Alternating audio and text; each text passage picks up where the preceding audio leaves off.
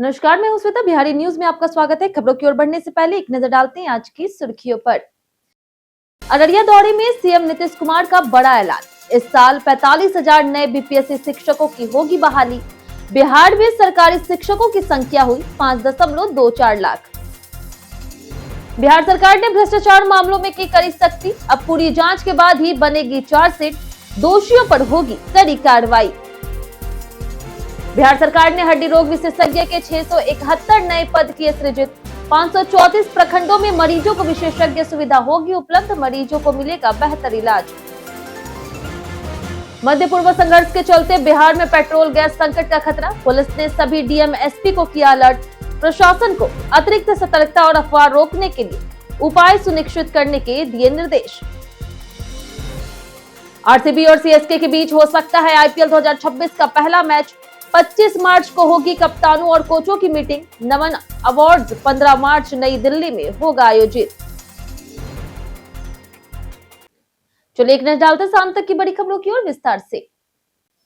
बिहार के सरकारी स्कूलों और विश्वविद्यालयों में मॉडर्न एजुकेशन सिस्टम लागू किया जा रहा है, जिसमें AI, robotic model, smart class, virtual reality और प्रायोगिक शिक्षण शामिल होगा। विषयों को कक्षा 1 से पीजी तक क्लासिफाइड किया जाएगा और व्यर्थ की जानकारी को हटाया जाएगा। छात्रों को पढ़ाई के साथ संगीत, नृत्य, खेल और अन्य रचनात्मक कौशल की जानकारी भी मिलेगी। ग्रेडिंग सिस्टम लागू होगा। सी, डी और ई ग्रेड वाले छात्रों के लिए विशेष कक्षाएं। 779 स्कूलों में स्मार्ट क्लास, आईसीटी और विज्ञान लैब स्थापित की जाएगी। नोट्स और प्रैक्टिकल पढ़ाई से लंबे समय तक विषय याद रहेंगे। अब पूरी जांच के बाद ही बनेगा चार्जशीट। बिहार सरकार ने भ्रष्टाचार और आय से अधिक संपत्ति के मामलों में सख्ती बढ़ाते हुए जांच के नियमों में बदलाव किया। महानिदेशक और मुख्य जांच आयुक्त दीपक कुमार सिंह ने सभी विभागों को निर्देश दिया है कि बिना पूरी जांच के जल्दबाजी में आरोप पत्र दाखिल न किया जाए। पहले केवल ट्रैप या फिर प्राथमिकी के आधार पर चार्जशीट बना दी जाती थी, जिसके बाद कार्रवाई कमजोर पड़ जाती थी। अब रिश्वतखोरी के मामलों में विभागीय टीम बनाकर के आरोपी अधिकारियों के पूरे कामकाज, दस्तावेजों और प्रशासनिक प्रक्रिया की विस्तृत जानकारी के बाद ही आरोप पत्र तैयार किया जाएगा, ताकि दोषियों पर प्रभावी कार्रवाई हो सके। बिहार सरकार ने हड्डी रोग विशेषज्ञ के 671 नए पद किए सृजित। बिहार सरकार ने स्वास्थ्य सेवाओं को मजबूत करने के लिए ऑर्थोपेडिक स्पेशलिस्ट के 671 पद सृजित किए हैं। ये डॉक्टर 534 प्रखंडों में तैनात होंगे, ताकि मरीजों को विशेषज्ञ सुविधा सीधे प्रखंड स्तर पर मिल सके। इसके अलावा श्रेष्ठ डॉक्टरों को प्राथमिक स्वास्थ्य केंद्र, सामुदायिक स्वास्थ्य केंद्र, अनुमंडलीय अस्पताल, सदर अस्पताल और ट्रामा सेंटर में नियुक्त किया जाएगा। वर्तमान में 110 पद सृजित है, जिनमें 89 डॉक्टर कार्यरत है और 21 रिक्त है। आयोग ने 77 योग्य अभ्यर्थियों की अनुशंसा की थी। नियुक्ति प्रक्रिया में अस्पष्टता दूर करने और विशेषज्ञ कमी खत्म करने के लिए नए पद सृजित किए गए। अररिया दौरे में सीएम नीतीश कुमार ने बीपीएससी शिक्षकों को दी बड़ी खुशखबरी। बिहार के मुख्यमंत्री नीतीश कुमार ने अपनी समृद्धि यात्रा के दौरान अररिया में बड़ी खुशखबरी दी। उन्होंने घोषणा किया कि इस साल 45,000 नए बीपीएससी शिक्षकों की बहाली की जा रही। सीएम ने कहा कि अब बिहार में सरकारी शिक्षकों की संख्या 5,24,000 हो गई है और शिक्षा के क्षेत्र में सुधार के लिए शिक्षक बहाली प्रक्रिया लगातार जारी है। उन्होंने स्वास्थ्य, सड़कों, पुल पुलियों, बालिका शिक्षा, मुफ्त साइकिल योजना, कृषि और महिला सशक्तिकरण सहित अपनी सरकार की उपलब्धियों का भी जिक्र किया। अररिया में नए पुलिस केंद्र, छात्रावास और विकास योजनाओं का उद्घाटन और निरीक्षण भी किया गया। बिहार से चलने वाली 28 होली स्पेशल ट्रेनों की अवधि बढ़ी। होली के बाद बिहार से वापस लौटने वाले यात्रियों की बढ़ती भीड़ को देखते हुए रेलवे ने बड़ा फैसला लिया। पूर्व मध्य रेलवे ने बिहार से चलने वाली 28 होली स्पेशल ट्रेनों की परिचालन अवधि बढ़ा दी है। इन ट्रेनों को अब 31 मार्च तक चलाने का निर्णय लिया गया, ताकि यात्रियों को घर लौटने में किसी तरह की परेशानी ना हो। पटना, नई दिल्ली, दानापुर आनंद विहार और शेखपुरा आनंद विहार जैसे कई स्पेशल ट्रेनों का संचालन जारी रहेगा। रेलवे अधिकारियों के अनुसार यात्रियों की भारी मांग को देखते हुए यह कदम उठाया गया, जबकि स्टेशनों पर भीड़ नियंत्रित करने के लिए अतिरिक्त सुरक्षा बल भी तैनात किए गए। बिहार में 10 नई औद्योगिक इकाइयों को 73.47 एकड़ जमीन मंजूर। बिहार में औद्योगिक निवेश को बढ़ावा देने के लिए बड़ा कदम उठाया गया। उद्योग विभाग की प्रोजेक्ट क्लियरेंस कमेटी ने राज्य के 8 औद्योगिक क्षेत्रों में 10 नई औद्योगिक इकाइयों को कुल 73.47 एकड़ जमीन आवंटित करने की मंजूरी दी। इन परियोजनाओं में टेक्सटाइल, फूड प्रोसेसिंग, इलेक्ट्रिक उपकरण, ग्रीन एनर्जी और सामान्य विनिर्माण शामिल हैं। अनुमानित निवेश लगभग 1344 करोड़ है और इससे करीब 2003 लोगों को रोजगार के अवसर मिलेंगे। प्रमुख कंपनियों में अल्ट्राटेक सीमेंट, एसएसआईएल पेंट और सत्यापरी एल्यूमिनियम एक्सट्रूशन शामिल है। यह कदम बिहार को निवेश के लिए आकर्षक औद्योगिक गंतव्य बनाएगा। मध्य पूर्व युद्ध के मद्देनजर बिहार पुलिस ने जिलों में किया अलर्ट जारी। मध्य पूर्व एशिया में युद्ध के कारण बिहार पुलिस ने सभी जिलों के डीएमएसपी को अलर्ट किया है। विशेष शाखा ने चेताया कि एलपीजी गैस और पेट्रोलियम आपूर्ति में कमी की संभावना है, जिससे गैस एजेंसी और पेट्रोल पंपों पर भीड़ बढ़ सकती है। इससे अव्यवस्था और कालाबाजारी जैसी समस्याएं उत्पन्न होने का खतरा है। जिला प्रशासन को निर्देश दिया गया है कि वे अतिरिक्त सतर्कता बरते, गैस और पेट्रोल वितरण पर निगरानी रखे और कालाबाजारी करने वालों के खिलाफ कठोर कार्रवाई करे। साथ ही आम लोगों को वस्तुस्थिति से अवगत कर अफवाहें रोकने की व्यवस्था की जाए। बिहार में नंबर प्लेट छेड़छाड़ पर परिवहन विभाग ने शुरू की सख्त कार्रवाई। बिहार में परिवहन विभाग ने नंबर प्लेट छेड़छाड़ और छिपाने वाले वाहनों के खिलाफ सख्त कार्रवाई शुरू कर दी है। जनवरी 2026 से अब तक 1200 से अधिक वाहनों पर जुर्माना लगाया गया, जिसमें सबसे ज्यादा पटना में 411 वाहन शामिल हैं। ऐसे वाहनों को पहले जब्त किया जाएगा और मोटर वाहन अधिनियम के तहत कानूनी कार्रवाई होगी।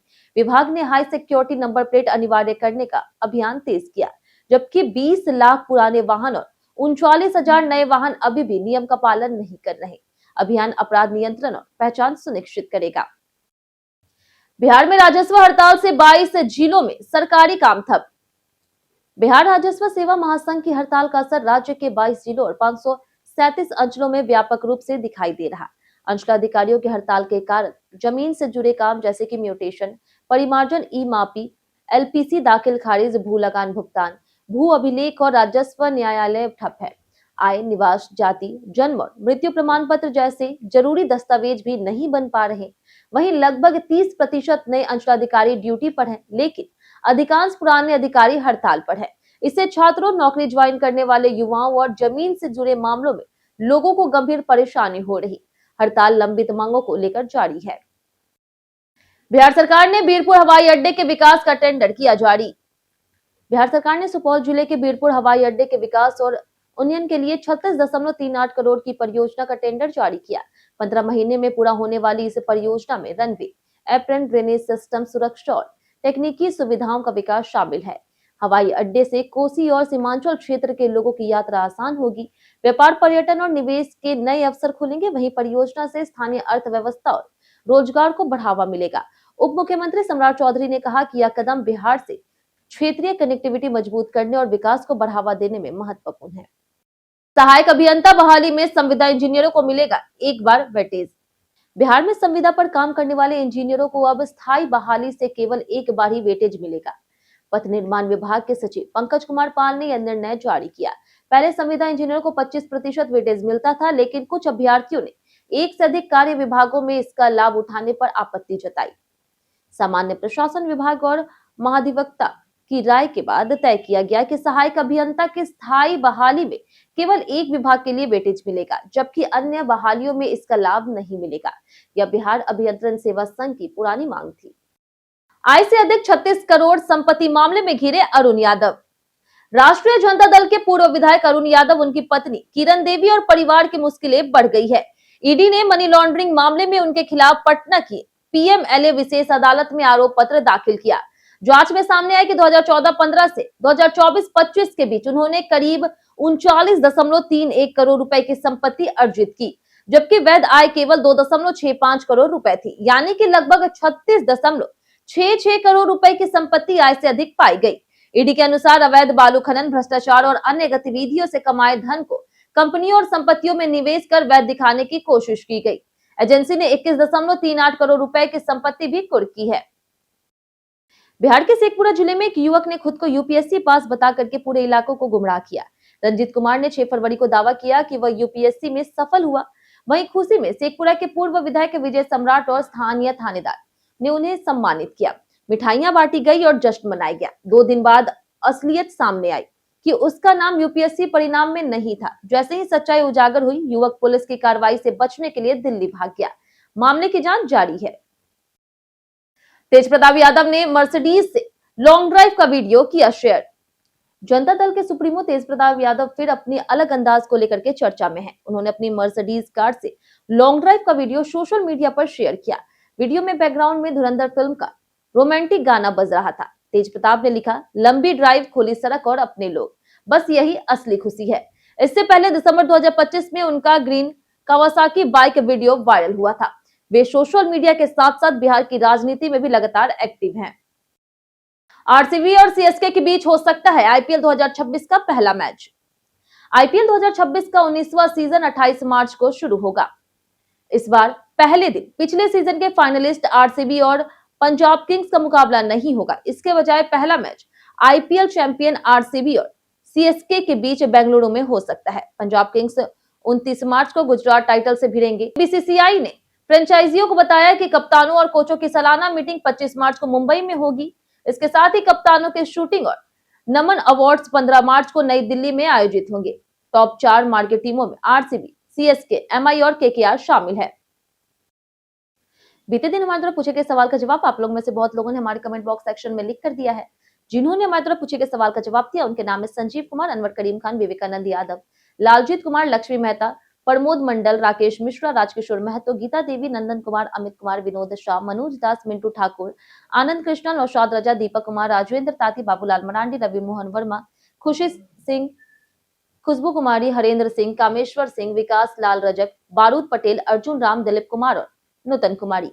इसी के साथ बढ़ते हैं आज के सवाल की ओर। आज का सवाल है, एलपीजी के बढ़ते दाम के कारण आप कौन सा विकल्प अपनाने पर विचार कर रहे हैं? आप अपना जवाब हमें हमारे कमेंट सेक्शन में लिखकर जरूर बताएं। आज के लिए इतना ही। बिहार की तमाम खबरों के साथ बने रहने के लिए देखते रहे बिहारी न्यूज और साथ ही अगर यूट्यूब चैनल पर देख रहे हैं तो चैनल को सब्सक्राइब कर दें और अगर आप फेसबुक पेज पर देख रहे हैं तो लाइक और फॉलो जरूर करें।